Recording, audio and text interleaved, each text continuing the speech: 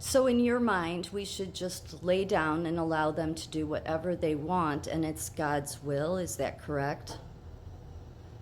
No, I think what God's will is that if you are going to put your hand on the Holy Bible and swear that you're going to serve the American people, that you would stand behind that.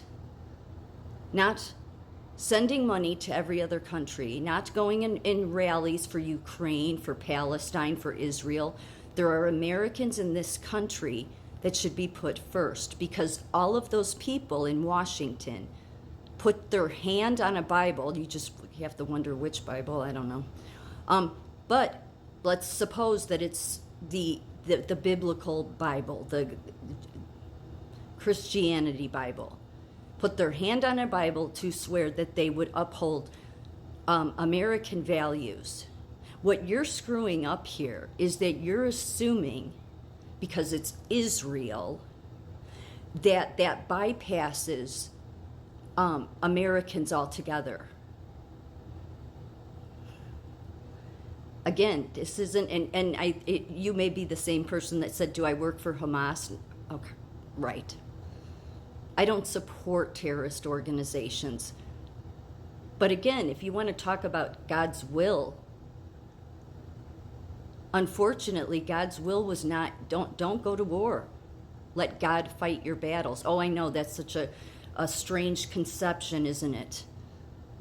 Because God is for you defending yourself. But are you right now being attacked that you need to defend yourself? If you are, then you should. But Israel's conflict doesn't have anything to do with us. But it's been a great tool to send America's money to another country. And since most of the politicians have been laundering a bunch of money into Ukraine just to launder it in and then flush it out and then send it back to their pockets, well, how much of it is going to Israel? The same thing happening. If you want to believe the continued narrative by the media and by our politicians, then go ahead. But they did take an oath to put America first. This really it makes such sense to why Trump said America first so many times, and he was ridiculed by our commie media for putting America first. But you can't help any country.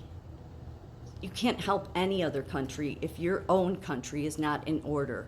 And our country is not in order. And we pay Mike Johnson. Our tax dollars pay him. He took an oath to uphold the American Constitution, and yet he's out in a rally for Israel. In all honesty, is that any different than being out in when Chuck Schumer was out in a rally with Black Lives Matter? Was that in many cases, you could say that was probably more American, because at least, it covered a bunch of different countries, although BLM is just a terrorist organization as well. I'm not saying that Israel, the country itself, is a terrorist organization. Of course not. Just like there is people in every country that are innocent. Israel is the same way. But we have politicians that are willing to go and march in the Israel Rally March. And really, I just think it's a way to deflect. Again, they don't want you to focus on your own country, especially when it's in ruins, when it's falling apart. No, if you want to say that that it's somehow biblically aligned, that America should set aside its own mess to go and help Israel, that doesn't help anybody. That's not God's will.